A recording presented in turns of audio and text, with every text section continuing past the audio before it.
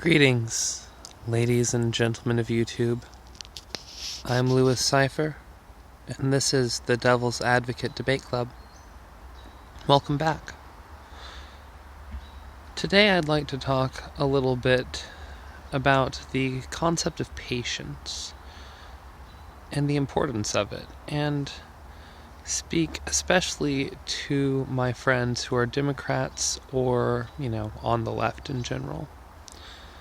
Because I think that almost every society, religion, and group of people on Earth accepts patience as a virtue. There are very few people who will argue against this because there are very few arguments against it. There are certainly times when quick action is needed, when there's not necessarily time to wait, and so patience, must be used to a degree with wisdom, but in any situation where having patience really applies, it tends to pay off. When Donald Trump was elected and so-called Trump Derangement Syndrome hit the nation, a lot of people called immediately for his impeachment.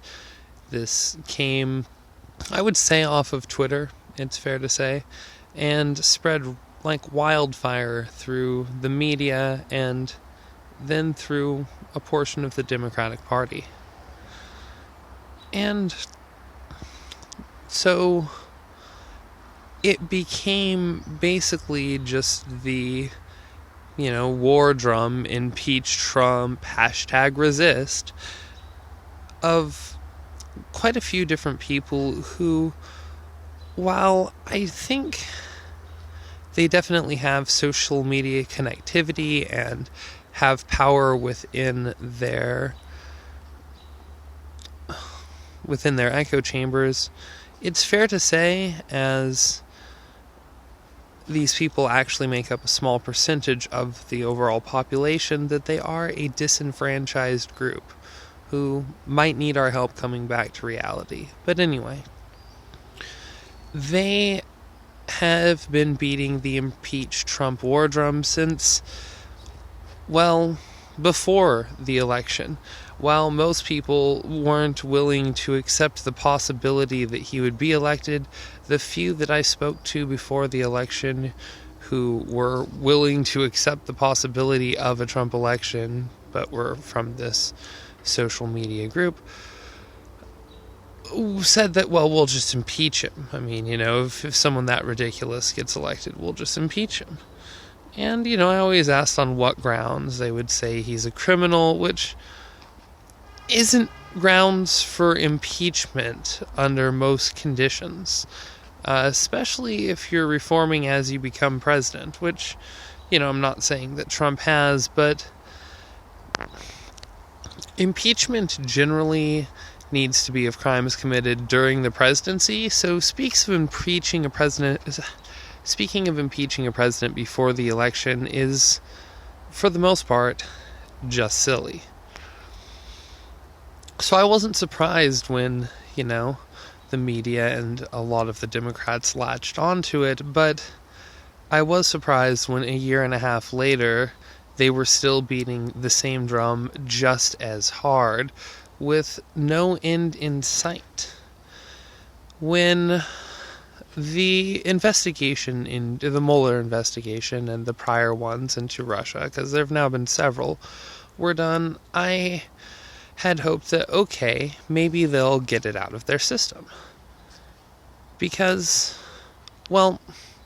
if something had been found, then sure, impeach the man. But from what we've been able to see, it wasn't. But they still just keep on asking for impeachment. Now, I will say that after the Mueller report, some of the Democrats backed off. Nancy Pelosi and some of the, I believe, old guard is the proper term, have decided that perhaps impeaching Trump is not worth the time and effort, and that perhaps it would be better to look forward to beating him in 2020. Now, the Democrats have become so fractured that I don't think that this will be possible, but 4 years isn't that long to wait. It's really not that big of a percentage of your life.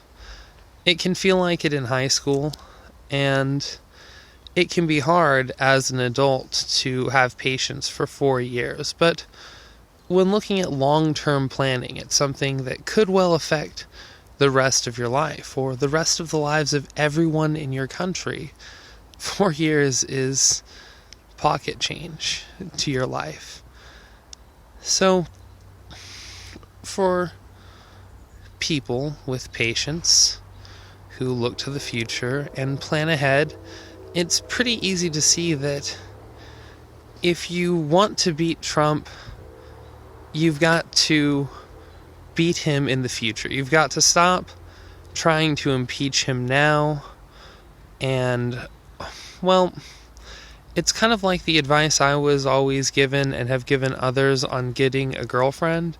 Don't try so hard to get a girlfriend. Work on improving yourself and, on doing something positive with yourself and move forward, and they'll kind of come to you. That's how the Democrats need to look at the American populace.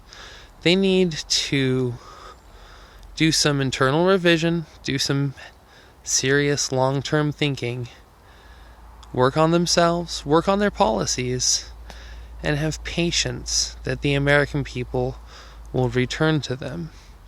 If they start this process now, clear the weeds from their ranks, and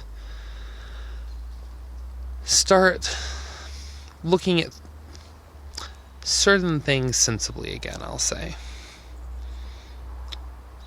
then they could have hope of continuing the pattern that we've seen for years and years of passing the torch back and forth between Democrat and Republican every 4 or most likely 8 years in 2024.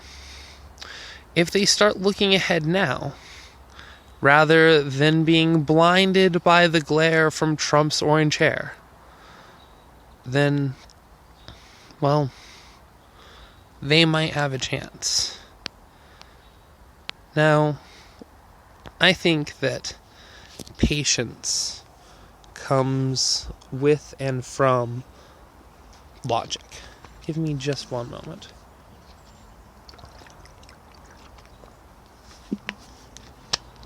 Much better. And that one of the easiest ways to lose your patience is by giving in to your emotions. Losing your patience is even a euphemism for giving in to probably anger. Anyway.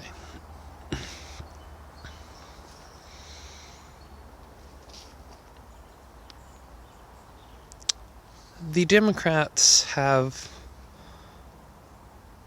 for my entire life, been drifting farther and farther away from logic and towards emotion. Now, I think this may have been a natural response to the Republicans doing quite the opposite. In my lifetime, I've seen the Republican Party become much more inclusive of gay people and let go of some of their hardline religious values. Not that the people in the Republican Party have necessarily let go of these values themselves, but they've stopped judging other people as harshly for them. And I think a lot of this has come from scientific research on the subject showing them the way. The left, however, currently headlined by Alexandria Ocasio-Cortez and her millions of followers on Twitter and the social, well, not even the social, the mainstream media's love of her, and even the off-stream, everyone's talking about AOC. And one of my favorite quotes of hers is, whether or not I remember it word for word right now, that we shouldn't get caught up all the time on being logically right. We should be logically accurate. We should be more worried about being morally right. And it's been pointed out several times that it's pretty hard to be morally right when you're not logically right. But it's very, very easy to feel morally right when you're not logically right. So it's just another sign for me that AOC and her followers are thinking with their emotions, so to speak. And a lot of them, I think, are doing it pretty knowingly and willingly, which is what I mean by the left going farther that direction. They're starting to put feelings over facts. And the Republican Party did that my entire childhood. It's what drove me into the hands of the left in the first place, because they always would tend to go by their religious values. And since I don't really believe in God, religious values are, for the most part, emotional values from my perspective. Now, this doesn't mean that they're all bad. There definitely needs to be a balance between facts and emotions for a number of reasons that I can get into in another video if anyone's interested. But while it is important to have some sort of balance, for a number of reasons, I think it's important for the scales to tip in favor of reality, of logic. And that's something I've felt my entire life. So as I've seen the parties shift, and as I've gotten older and come to have a broader view of the world, I've stopped looking at a lot of things politically by my snap emotional judgments. When I read a headline, I assume that I know almost nothing about the story other than whether or not it's piqued my interest. It's not until I get several paragraphs in that I really start forming an opinion one way or the other. See, over the years I've learned to keep my emotions in check. Now, it's not so much that I've learned alone. The media has taught me this by lying to me. Years and years and years of lies, where whenever I look deeper into a story, oh sure, most of the time it was just tinged with perspective or hyperbole, and this is from both sides, mind you.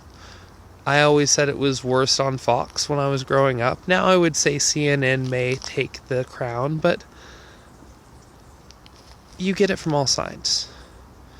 And so it's trained me to look deeper before forming an opinion. An opinion that then is, well, since I'm forming it after I have a fair number of the facts and have had time to calm down, almost always founded more on logic than emotion. Even when I'm wrong. Even when I've made mistakes and, read the facts wrong or not had all of them before forming an opinion. The opinions I have are still based on logic, on reason, not on how angry I am when I first read certain headlines. So, back to what this means for Democrats, for the left, but really for anyone who wants the advice of someone who's only recently felt old enough to start giving any. 4 years feels like a long time. The more emotionally invested you are in a situation, the longer 4 years feels, and the harder it can be to accept that the best thing to do is to work on yourself and to wait. Oh, spider. Sorry for the shaking. Just getting a spider off my arm. But no matter how hard it feels, sometimes, just sometimes, maybe Democrats need to take a step back, take a deep breath, look away from the orange man, maybe go a week without reading his tweets or watching or reading any news story that mentions him, you'll mostly be ignoring the media. And take a long, close look at the policies they hold and the things that they believe true. Try to put their emotions aside and to go through the evidence and the facts.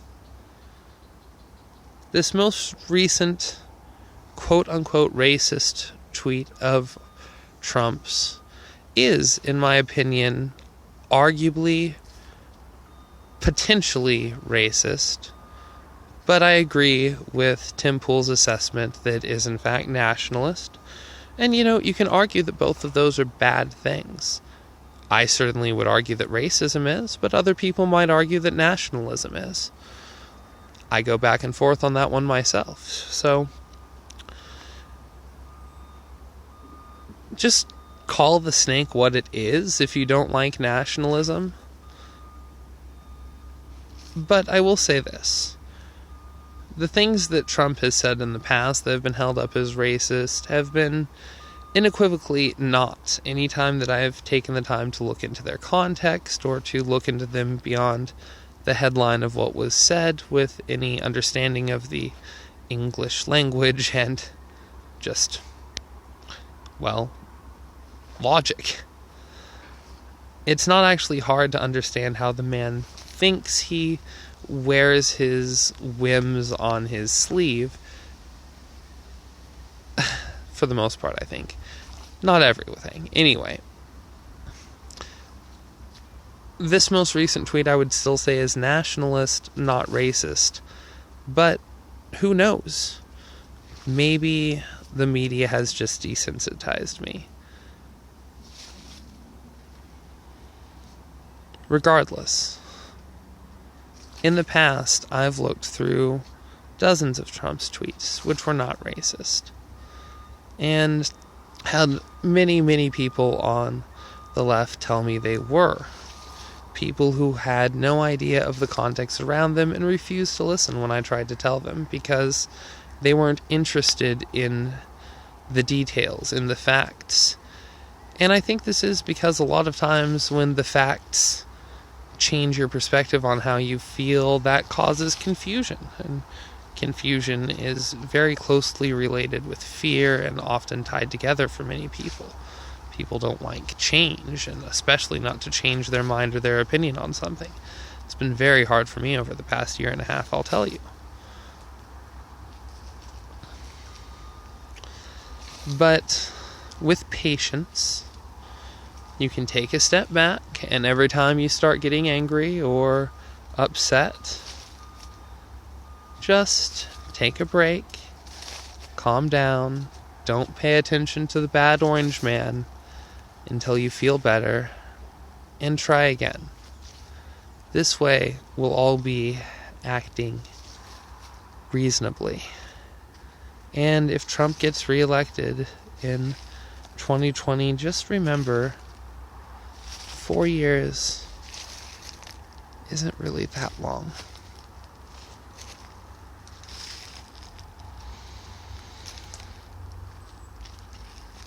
But let me know what you think in the comments below. Is patience overrated? Am I wrong about the Democrats needing to have a little bit more of it these days than a lot of other people? And